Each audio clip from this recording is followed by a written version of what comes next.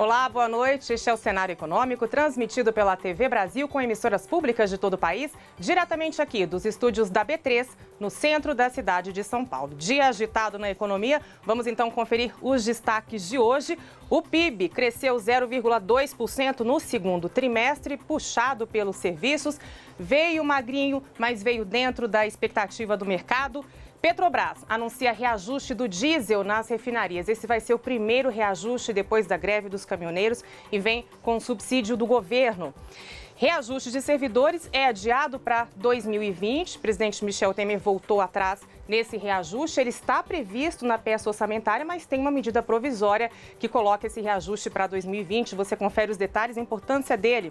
Demanda por crédito cresce entre as micro e pequenas empresas, mas ainda é baixo. Isso que pode significar um alívio, um certo respiro. A gente espera que sim, que essa demanda por crédito sinalize uma melhora.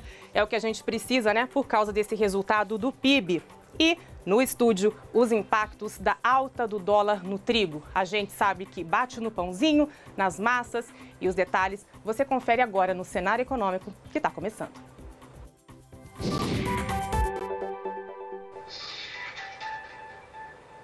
Bom, a gente começa então a edição de hoje falando sobre o resultado do PIB divulgado hoje pelo IBGE. Como eu disse, veio dentro da expectativa do mercado, mas veio muito magrinho, crescimento de apenas 0,2% no segundo trimestre agora de 2018, abril, maio e junho.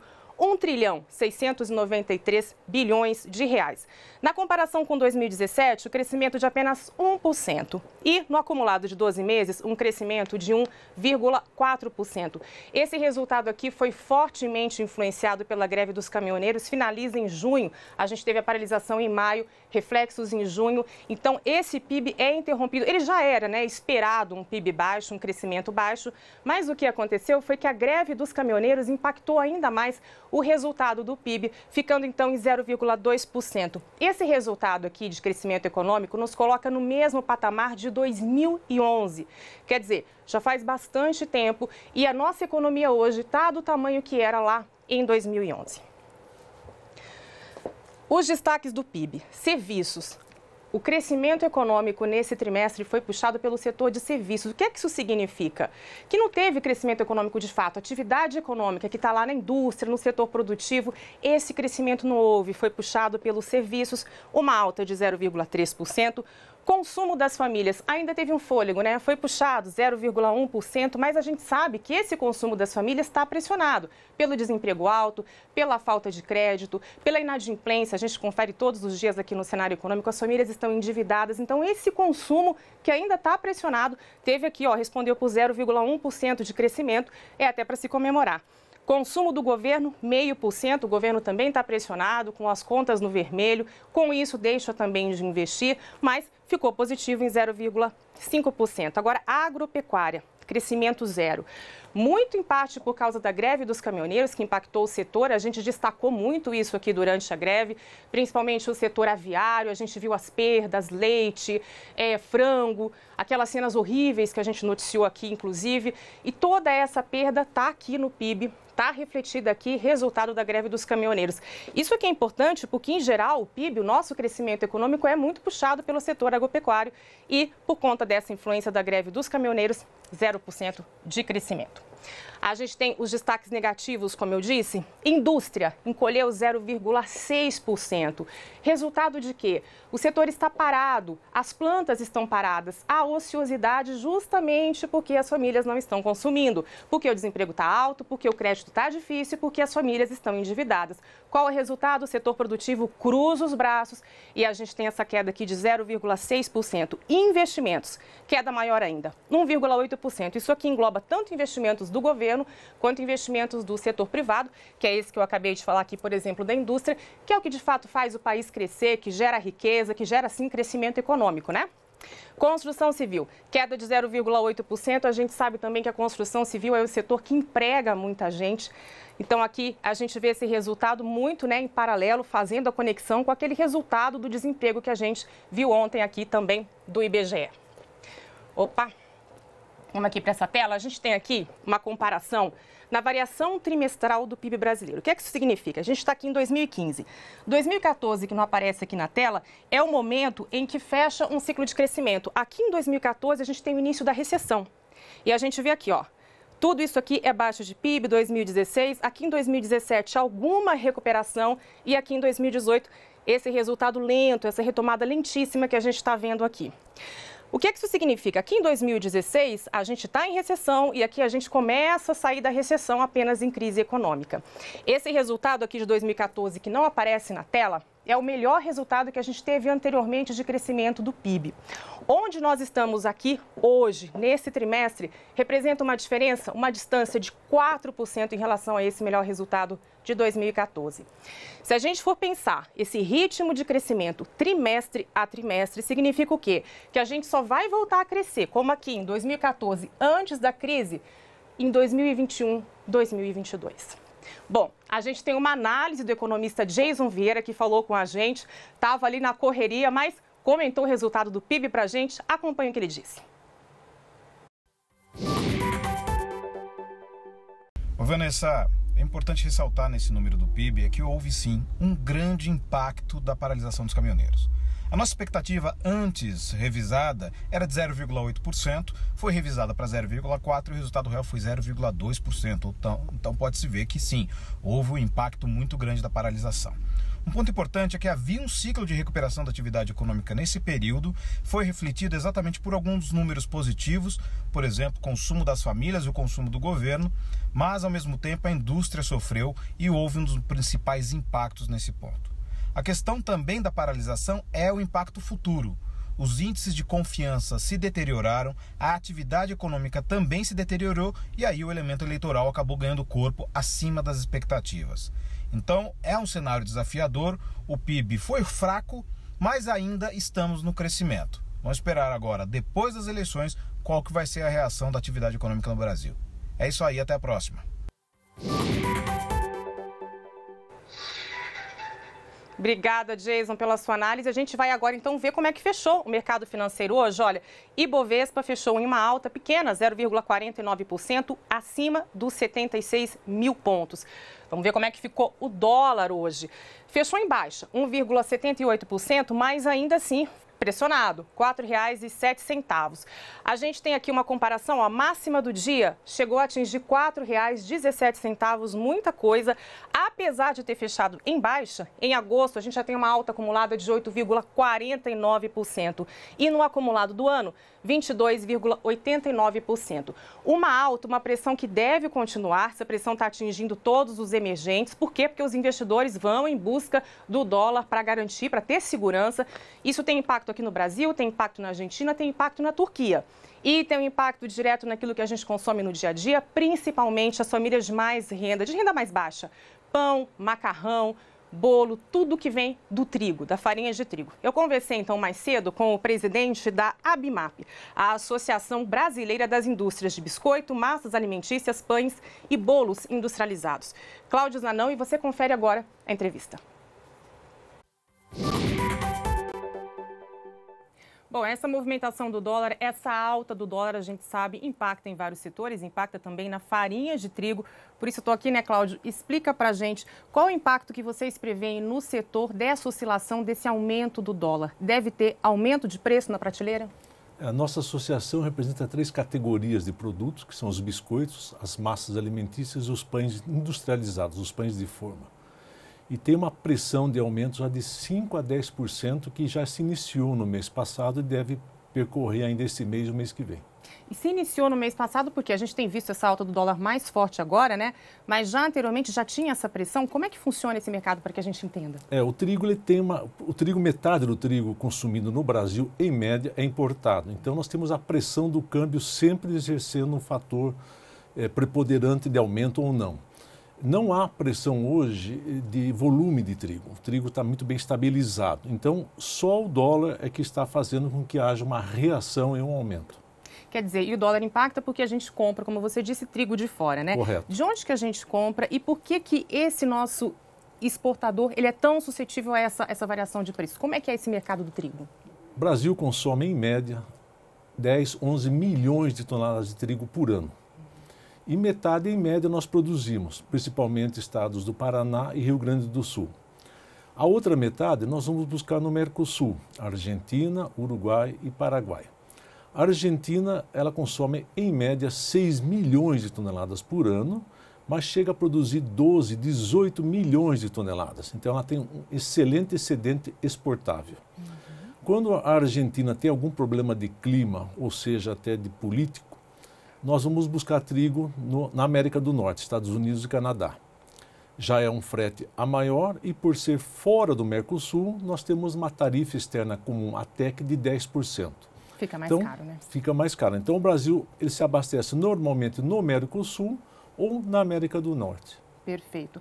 Então, quer dizer que, de acordo com o que você falou, a gente está conseguindo receber o trigo da Argentina sem nenhum problema, então a gente não está pagando essa taxa mais, essa taxa de fora para importar dos Estados Unidos.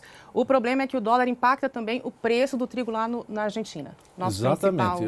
A Bolsa de Chicago controla o trigo no mundo, então eles checam a Argentina como um grande produtor, o Brasil também, os Estados Unidos, o Canadá e a Rússia, até a Turquia.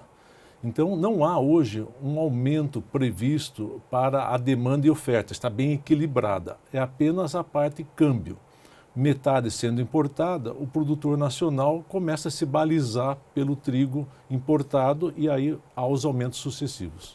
Agora, a gente tem aí, então, essa dependência, né, do trigo argentino, já que a gente não é capaz de completar toda a nossa produção. A Argentina também está tendo problemas em relação à própria moeda, esse problema que está afetando os emergentes, taxa de juros ontem que foi elevada. Além dessa questão da alta do dólar, esses problemas internos da Argentina podem também pressionar essa cotação do trigo? Sem dúvida. A Argentina já chegou a produzir basicamente 7, 8 milhões de toneladas. Não é o caso agora. Ela está vindo com uma safra em torno de 20 e já uma previsão de safra nova com mais 20. Mas problemas internos políticos já derrubaram a safra argentina. E de vez em quando temos o clima também. O solo argentino e o clima é espetacular para o trigo. Eles têm um trigo bom e barato. Agora, o que o seu setor representa exatamente, né? São massas, pães, biscoitos, bolos, mas todos industrializados, né? Isso. Começando pelo pão. De que pão que a gente está falando aqui que o seu setor representa? Nós falamos aqui do pão de forma, o tradicional pão de forma. E o pão de forma e o macarrão, em torno de 60% a 70% do custo desses produtos é farinha de trigo. Ou seja, impacta diretamente. Né? Diretamente, pesado. O biscoito é um pouco menos, 30% a 40%. Então, essas três categorias de produtos dependem da farinha de trigo, consequentemente do trigo. Então, toda vez que o câmbio se movimenta, essas categorias acabam se movimentando em preço também. Aumento de preço é muito ruim para a indústria, porque significa queda de consumo. Para o varejo também e para o consumidor também. Hoje nós estamos, inclusive, reduzindo margens para evitar aumentos. Já tem essa redução de margem no setor, então? Sem dúvida. Em todos esses que você representa? Exatamente. As empresas trabalham com 30, 60, 90 dias de estoque, seja de trigo, seja de farinha ou seja de produto acabado, isto é, o produto pronto. Dependendo desse estoque, ela faz a sua estratégia de preço. Então, tem empresas que têm uma certa folga, eles podem segurar estrategicamente esse aumento e conseguir participação de mercado, conseguir mais share. Tem empresas que não têm essa folga, o caixa está muito baixo, então ela é obrigada a repassar imediatamente. Então, o mercado ele é muito variável, tem empresas aumentando e empresas segurando esse aumento. E esse aumento já vem de antes, você estava falando, né? E agora a gente está sentindo uma pressão mais forte do dólar essa semana. Entramos hoje na fase de campanha eleitoral na televisão, existe essa pressão interna muito forte aqui em relação às eleições, às incertezas das eleições, né, que o mercado se ressente muito. O que é que a gente pode esperar daqui para frente, então, em relação a... E tudo se reflete no dólar, né? O que é que você... É possível fazer uma previsão aí? Acho que o primeiro conselho que eu daria, primeiro ao consumidor, pesquise. Né? Ele pode achar a marca preferida mais barata em outro supermercado, ou se ele não achar a marca preferida no preço que ele quer, ele pode trocar de marca também. Então ele tem uma condição, já que o bolso dele é muito justo. Sim. Em termos de futuro, infelizmente parece-me que nós não vamos ter um arrefecimento do dólar antes das eleições. Então esses aumentos vão chegar pequenos, mensais, mas vão chegar. E você havia falado em 5%, 7%. Isso. Esse aumento, ele chega desse jeito para o consumidor na gôndola, ele pode ir sendo dividido, ou se o dólar continuar pressionado, ele chega maior ainda? Ele provavelmente chega dividido. Quanto menos aumentar, melhor. Então, se eu puder aumentar 2% em agosto, que tivesse aumentado, né, já é passado, mais 2 agora, mais 2, é melhor do que aumentar 6 o mês que vem. Então, você vai fracionando esse aumento para que você consiga repassar o mínimo possível. Quer dizer, esse é o raciocínio tanto da indústria quanto do varejo que vai vender ali no mercado. O varejo, ele gosta muito desses produtos que têm um alto giro dentro do supermercado. São produtos que giram muito rápido na gôndola. Então, ele também procura preservar os preços. A queda de braço entre a indústria e do varejo é tradicional. Sim. Você nunca vai conseguir passar uma tabela imediatamente. Vai sempre haver uma grande discussão antes disso chegar lá. Então, os aumentos são sucessivos, pequenos, mas constantes. Agora, existe um patamar de dólar que seria ideal para vocês, do setor? Eu acredito, em termos gerais, de você exportar também, né? Nós exportamos biscoito, massas e pães. Pães não, mas biscoitos e massas. E o dólar muito baixo também você segura essa exportação. Sim. Muito alto você facilita a importação. Nós acreditamos que um dólar em torno de 3,40, 3,30 seria o ideal. E havendo esse dólar, então, esse preço mais pressionado, né? A gente recebe produtos de fora, então, que são concorrentes dos nossos produtos? Exatamente. Principalmente você recebe, de onde? Principalmente, por exemplo, o macarrão da Itália e biscoitos da Europa. O Brasil, nós exportamos esse ano para mais de 80 países. Nós batemos um recorde de exportação neste ano. Então, nós estamos também aproveitando o momento para estabelecer um novo mercado no exterior. No exterior. Então, a gente pode dizer que de um jeito ou de outro, por exemplo, do ponto de vista da indústria, da geração de emprego, da manutenção do emprego, dá para ver um equilíbrio com essa oscilação do dólar? O que é que você diria? Exatamente. A indústria de biscoito, massas e pães, diante dessa crise tremenda desse país, sofreu muito pouco nesses últimos anos. Tivemos perdas médias de volume em torno de 3%, 4%. Para a nossa visão, muito pequena em relação ao tamanho dessa crise. Este ano não deverá ser muito diferente do ano passado. Devemos ainda continuar com o mercado muito estabilizado. Nós queremos voltar à normalidade e voltar a crescer novamente. Todos nós, né? Muito obrigada por sua presença aqui, por essa análise. Prazer foi meu. Obrigado.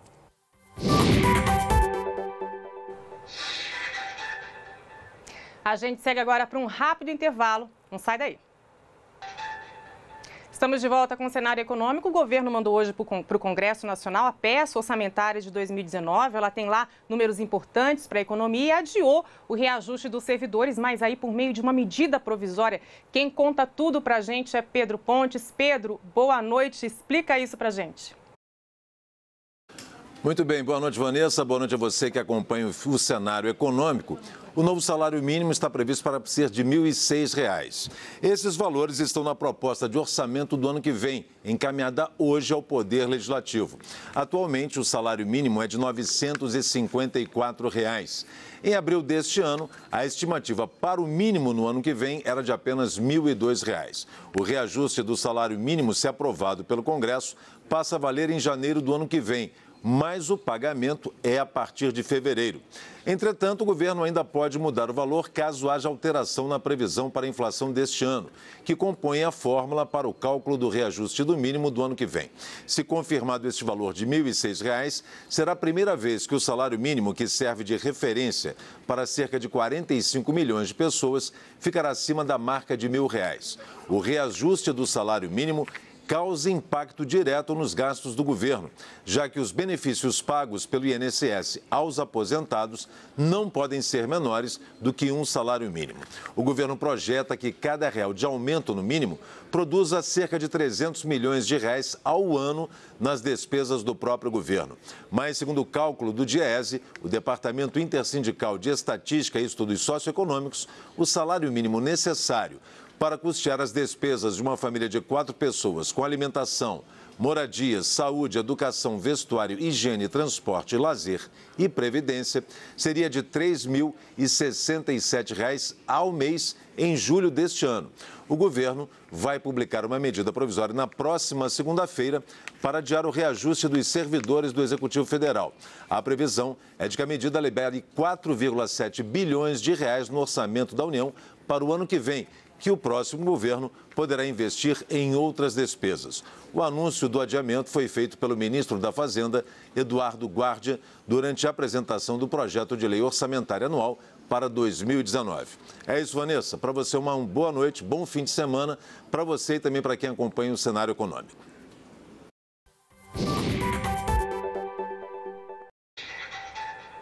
Obrigada, Pedro. A gente vai agora até o Rio de Janeiro porque a Petrobras liberou um reajuste no diesel. É o primeiro depois da greve dos caminhoneiros. Quem traz as informações para a gente é Marcelo Castilho. Marcelo, já está valendo esse reajuste? Boa noite.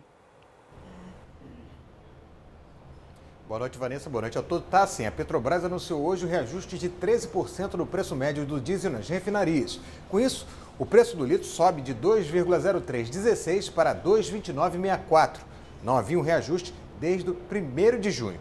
O reajuste acontece após a Agência Nacional do Petróleo publicar os novos preços de referência para a comercialização do diesel, com alta de até 14,4%, dependendo da região do país. Os novos preços entraram em vigor já nesta sexta-feira e vão impactar o valor pago pelos consumidores nas bombas. O repasse do reajuste por preço final, entretanto, vai depender de cada posto. Em nota, a Petrobras informou que o valor reflete a média aritmética dos preços do diesel rodoviário sem tributos praticados pela Petrobras em suas refinarias e terminais no território brasileiro. Apesar desse aumento, o novo preço do diesel nas refinarias ainda continuará abaixo do que era praticado antes da greve dos caminhoneiros. Isso porque a máxima naquele período dos reajustes diários da Petrobras foi registrada no dia 22 de maio, quando o diesel chegou a R$ 2,3716 nas refinarias. O congelamento do preço de referência do diesel foi parte decisiva na negociação do governo federal para pôr fim à greve dos caminhoneiros. A Petrobras também anunciou o aumento de 1,54% nos preços da gasolina nas refinarias para R$ 2,1704 o litro a partir de amanhã. Com o aumento, o novo valor vai atingir uma máxima dentro da política de reajustes diários iniciada há mais de um ano. Mais uma vez, a diferença vai ser paga pelo consumidor. Vanessa.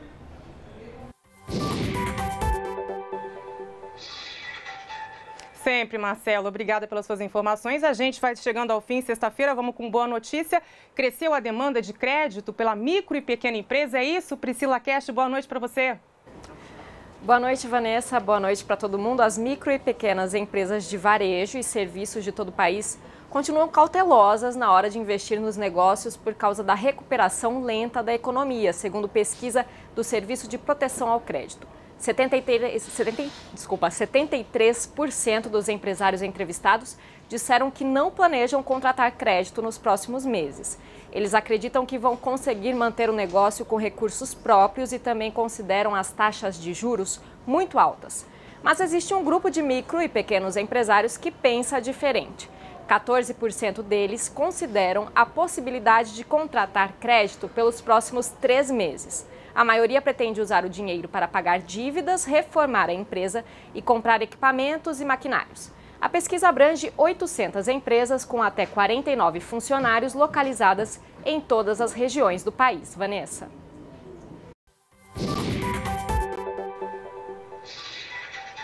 Obrigada, Priscila. Bom, a gente encerra agora, de fato, com uma última informação. A ANEEL, Agência Nacional de Energia Elétrica, manteve para setembro aquela bandeira vermelha da energia elétrica. É o preço mais alto. Então, a dica para encerrar a sexta-feira é continuar economizando, gastando pouca energia, porque senão vai ter mais um reflexo lá no final do mês. A gente se vê de novo na segunda-feira. Adalberto Piotto vai estar de volta. Um bom fim de semana. Até lá.